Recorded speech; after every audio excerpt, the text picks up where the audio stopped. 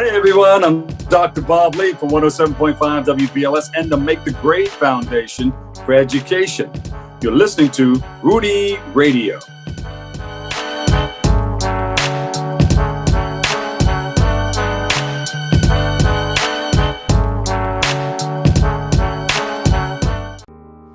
The views and opinions expressed during this program are entirely those of the show's hosts and do not necessarily reflect those of Rude Rangers Entertainment, its investors, management, advertisers, or staff. Hello everyone, and welcome back to Acupuncture's My Life. Now, of course, in this episode, we'll continue with discussing the basic functions of the internal organs as seen by an acupuncturist. Because again, as a reminder, an acupuncturist views the functions of the internal organs different from that of a Western trained physician. Okay? A lot of our theory, that being an acupuncturist, is based on the balance of yin and yang. Because when yin and yang is out of balance, disorders or disease usually present. And this is why I say, if you need to listen to these episodes more than once, feel free to do so. But once it all comes together, when I begin to go in depth with regard to diseases and how they're diagnosed and how they're treated, you'll be surprised. Now, in today's episode, I plan to talk about the functions of the stomach. But I'll remind you, before discussing the functions of the stomach, I need you to momentarily attempt to block your understanding of the Western concept of the internal organs completely. Okay, now that you've done so, you see, when it comes to the stomach, it's almost impossible to discuss its functions without including the spleen as well. Why? Because I've said this before, even in the discussions of the functions of the spleen as well as the stomach are responsible for postnatal or post-heaven chi. So all energies, all chi within the body comes from the chi that's created by the spleen and stomach. So this is why after birth, because the kidneys are responsible for your pre-heaven chi while you're still in the womb, but once you come out,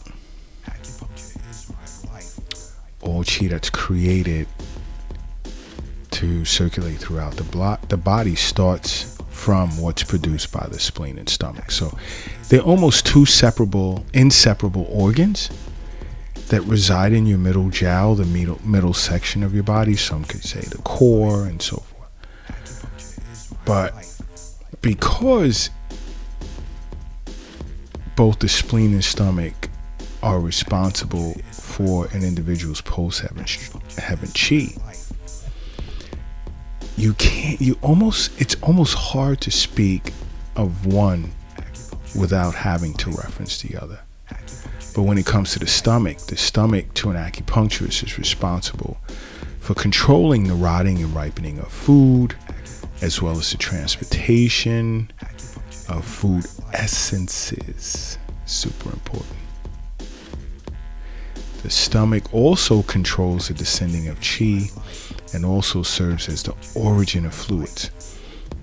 Now, in terms of rotting and ripening, along with receiving food and drink, ingesting food and drink, the stomach then transforms this food by way of fermentation. This function is in preparation for the spleen, here we go again, to begin the process of separation and extraction of refined essence from foods in which you eat or ingest. After the transformation process is completed, stomach chi passes foods ingested along to the small intestine to continue the process of separation and begin its function of absorption. Now, after transformation by the stomach is complete, the stomach begins to transport food essences along with the spleen throughout the body, which pretty much supports why the functions of the spleen and stomach are inseparable. Now, when it comes to controlling and descending of chi, as I stated earlier, once the transformation process is completed, stomach chi sends the food downward to the small intestine, and as I stated in my discussion on the functions of the spleen then sends the essence extracted from the foods by the stomach up to the lungs and heart. Because again, the chi of the spleen goes up, chi of the stomach goes down. So the continued processing of foods is sent down to the small intestine by the chi of the stomach. But the essence extracted from the foods is sent up by the chi from the spleen to the lungs and the heart. So, if you want a brief refresher, go back to my discussion on the functions of the spleen so you can understand how inseparable these two organs are. Now, as far as the stomach serving as the origin of fluids, which generally tend to be derived from the food and drink that is received by the stomach, the stomach to an acupuncturist has the responsibility of ensuring that some of the food and drink which is not used to be extracted as essence are condensed in the form of body fluids, which is why the stomach is considered the origin of body fluids to an acupuncturist. Again, I'll remind you, in getting into patterns now, certain types of disorders relative to the stomach, I'll remind you, the stomach with the spleen is the root of all post-heaven chi, which means it's the source of all chi which is produced by the body after birth. Please remember this when I start getting into Western diagnosed diseases, disorders. Alright? Because the stomach and spleen, which are the root, again, of post-heaven chi, are so fundamental to our health that when you look at stomach chi, you can sort of relate it to life, to existence, to why you exist. And a lack of stomach chi, you can tie to death. But don't take this literally. It simply means, and all I'm saying is that as long as there is stomach chi, every disease can be treated or dealt with. Now, if stomach chi, or when stomach chi is weak, disease tends to be more difficult to treat. So stomach chi is an essential factor with regard to its strength. It's an essential factor in prognosis. Now, I get patients, long-standing chronic illnesses, autoimmune disorders, where the stomach chi is weak and it's tough to treat. It takes longer. And even accompany that with stomach yin deficiency, because when there's stomach chi or stomach yin deficiency, spleen and stomach cannot properly process foods to create the chi that's necessary for the body. Now remember, I just stated the stomach is the origin of fluids. So things that you drink have to be transformed and digested by the stomach. And as I quickly referenced stomach yin deficiency, the stomach can be affected by yin deficiency, and indeed, stomach yin deficiency is usually serves as the beginning of a yin deficiency pathology that eventually affects other organs. So I hope you're beginning to understand that when there's problems,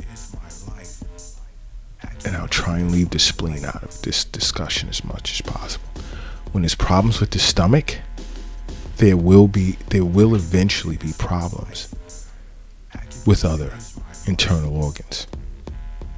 Okay, that's why it's important to seek regular wellness visits with your acupuncturist. It is super important, because one of their main focuses, and even in speaking for myself, I love doing abdominal acupuncture, because whenever anyone comes into the Acupuncture is My Life clinic in New York City with a disease or disorder, I automatically know the stomach as well as the spleen has been affected. And no matter what the disorder is, it can be pain, all the way to chronic or autoimmune disorder, or someone affected by an exterior pathogenic factor such as a cold or some type of virus or bacterial infection. Stomach. Even when I directly treat whatever the problem is, disorder is, or disease, there's always some type of focus on the stomach. And these are things that I discuss on the Acupuncture is My Life YouTube channel. So if you really want to learn more about the functions of the stomach, and as well as certain types of diseases tied to deficiency patterns or full patterns of the stomach, check out the Acupuncture is My Life YouTube channel. So much you'll learn there. Now, what can cause dysfunction? Of course, number one, diet. The main cause of disease for the stomach is diet. And you could look at this from many different aspects. You know, it can have much to do with the nature of and types of foods in which you eat, the times in which you eat, and under what conditions you are eating this food under. And also, I will say this, and I really didn't emphasize it too much when I discussed the functions of the spleen, and this is why a lot of times I say check out the YouTube channel under Acupuncture is My Life, because it goes really into detail. But the stomach prefers moist foods that are not dry, and the spleen prefers dry foods. So you get that yin and yang picture yet? Start thinking in terms of yin and yang. Now, when you think of it in terms of yin and yang, right, the moist aspect is yin, which is what the stomach prefers. Okay? And the dry aspect is yang, which is what the spleen prefers. Dry foods. You see, like eating porridge and soup. These are examples of the types of foods which are moist that the stomach prefers. Like when you're talking about bread or baked goods, which are dry, the spleen loves that. Okay, so if a person eats too much in the way of dry foods, such as baked goods, things that are broiled, the stomach can become dry and eventually suffer from stomach yin deficiency, which creates problems. And this is why I speak of, again, in this episode, as well as others, it's about balance. Not too much dry foods, not too much moist foods. It's about balance. Which aspect of an internal organ represents yin and which aspect represents yang? Now, the stomach can suffer from overeating or excessive consumptions of foods that can either be too hot or even too cold. Now we're talking about the energy of the foods. Like if you eat too much in the way of hot foods, it can create stomach heat in the stomach. Okay? Keep these things in mind. Now, regularity of time or meal time. It's important to eat at regular times. And this is how nature has designed the rhythmic flow of chi throughout the body. And chi flows through different organs at different times. So if you eat when your stomach chi is inactive or inoperative, then the stomach will not properly digest the food. That's why, I know it sounds old school, but that's why it's extremely important to eat at regular times. And our grandparents used to tell us this, because they were more aligned with nature than the youth today. So when you eat at irregular times, stomach disorders usually follow. Now, other things that can play into causing the cause of stomach patterns or stomach problems is emotional strain. Now, the stomach, like the spleen, because they're inseparable, the stomach is yang and the spleen is yin. Again, it's about that balance between yin and yang. And each organ has a paired organ. Like, for instance, the paired organ to the small intestine is the heart. The paired organ to the kidney is the bladder. The paired organ to the liver is the gallbladder.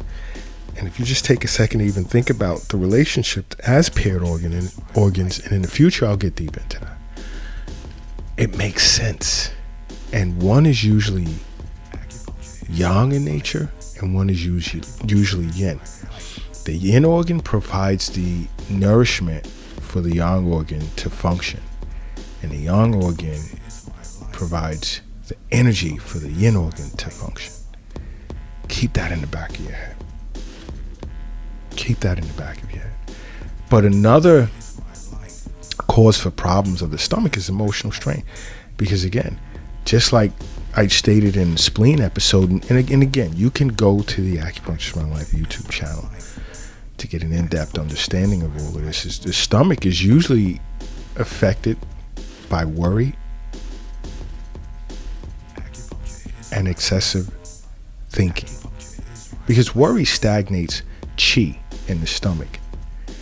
And that's when you worry too much, you'll get like burning pain or belching or a sense of nausea.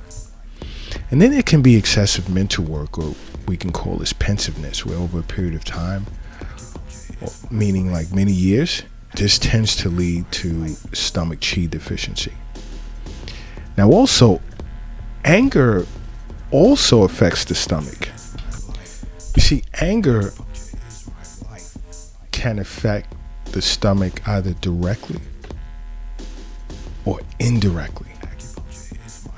You see, anger, frustration, resentment also causes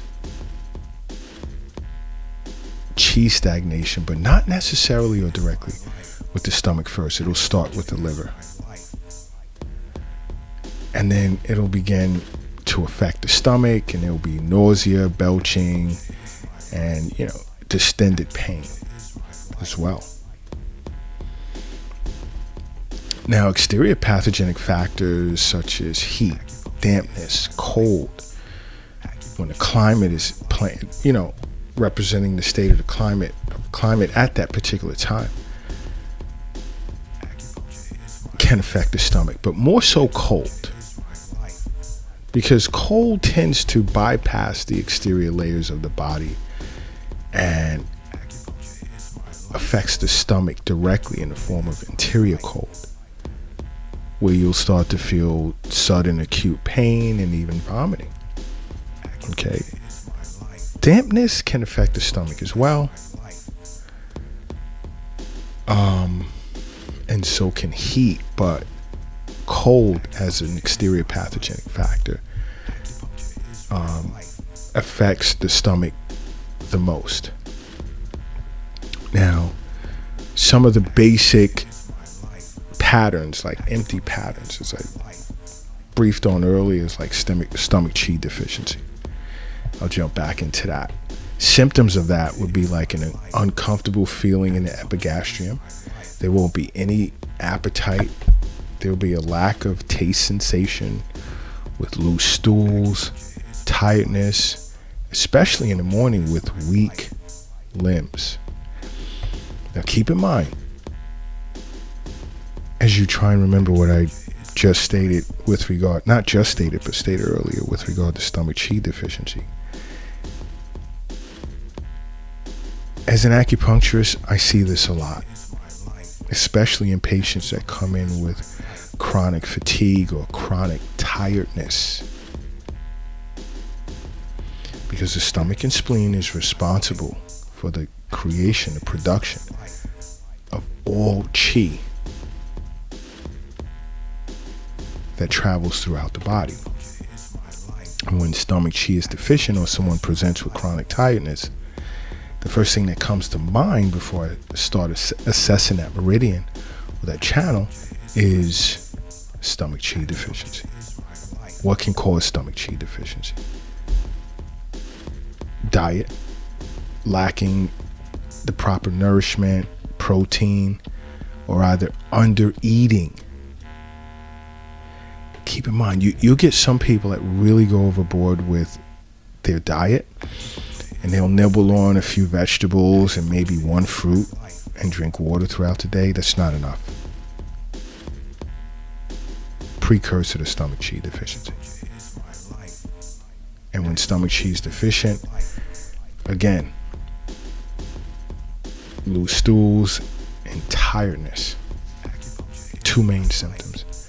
Chronic illness can cause stomach chi deficiency too, because it can arise as a consequence, which weakens, or it can serve as a consequence to weaken chi in general. And let's look at, let's say, chronic illness as diabetes, high blood pressure.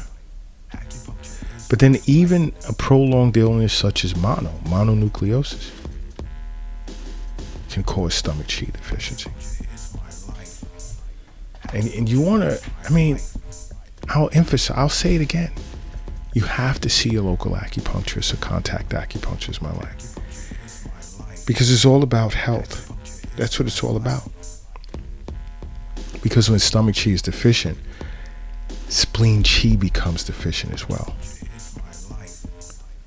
which results in, like I said, a lack of appetite, loose stools, lack of taste in his mouth, because when stomach chi is weak, it cannot transport food essences to the limbs, resulting in the feeling of weakness of the limbs. So an acupuncturist, of course, would tonify stomach chi in that case. Then you can have another deficiency or empty pattern. There's stomach yin deficiency. You have problems when you get to this level. You wouldn't have an appetite, or there will be slight hunger, but you won't feel like eating. There'll be constipation, dry stools, a subtle burning sensation in the epigastric area, dry mouth, dry throat, especially in the afternoon. Now, there'll be some thirst, but you'll just want to sip. And it'll be this like feeling of fullness right after eating. What can cause that? Diet. Irregular diet, irregular eating habits, mostly due to eating late at night. So many people in the Western world do that. Stop eating after 7 if you can help it. Also, skipping meals or grabbing a quick bite during a short break at work or a short lunch hour, worrying about work while eating, going straight back to work right after you eat, or even eating while you're working, whether it's at your desk or in the truck or whatever. It's not good. Constitution can play a part. But when constitution plays a part, you'll notice stomach yin deficiency in younger people, teenagers, and children. Fevers can cause stomach yin deficiency during the course of an infectious disease, such as what's happening now.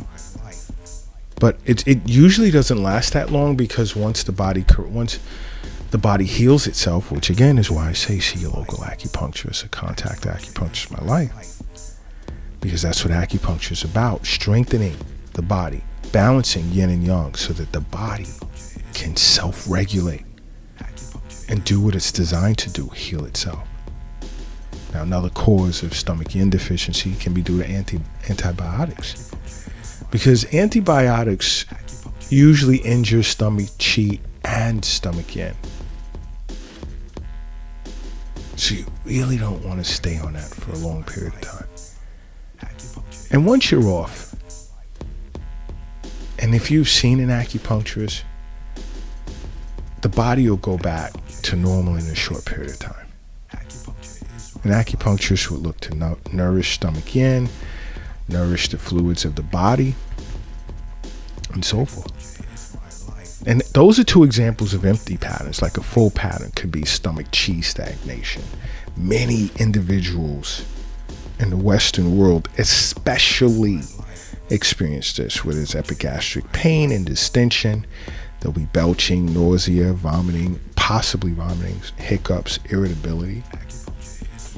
What can cause that? One, the main one, there's two main causes. One is diet, eating in a hurry. Again, working while you're eating in a state of tension while you're upset, eating standing up. These habits tend to lead to stomach qi stagnation. The second is emotional strain, where there's anger and frustration and resentment. This can affect the stomach and cause stomach qi to stagnate. So it can be a combination of dietary irregularity along with emotional strain causes stomach qi to stagnate. But if there's emotional strain by itself, it can cause liver qi stagnation, and eventually the liver can overact on the stomach. And when I get into Western disorders, I'll get into how one internal organ can overact on another, leading to problems. Another full pattern, I'll even do one more full pattern. That can be like cold invading the stomach. Like I said, it's an exterior pathogen. The stomach doesn't like cold. It can be severe pain in the epigastrium, a feeling of cold limbs. You prefer to be warm. You vomit clear fluids, nausea, and feeling worse after swallowing cold drinks. And your preference would be for warm liquids. And this can, the cause of this can be due either to exposure to cold or excessive consumption of cold foods and ice drinks. So be careful of the diet. Diet is super important. Some people get into like, I eat carrots and celery all day and this and that, and I want to be super healthy, but the temperature of your foods is extremely important. And in this case, in acupuncture, so I would look to expel the cold, warm a person's stomach, and stimulate the descending function or the descending of stomach qi. Super important. Guys, you have to keep in mind, diet is very important, but it's not just diet. Your mental state plays a part, how much rest you get, the time in which you eat, the types of foods food energies. You have to eat in accordance to the laws of nature. Those laws are there for a reason. Chi flows through the body at certain times of the day, certain hours, and it's important to either eat, not eat, drink, or not drink during those times, and I'll get into that. I'll get into how you can get a feeling of what's wrong during the hours in which you're awake, and this is why I say you have to make acupuncture a part of your life, because acupuncture is my life. What's yours?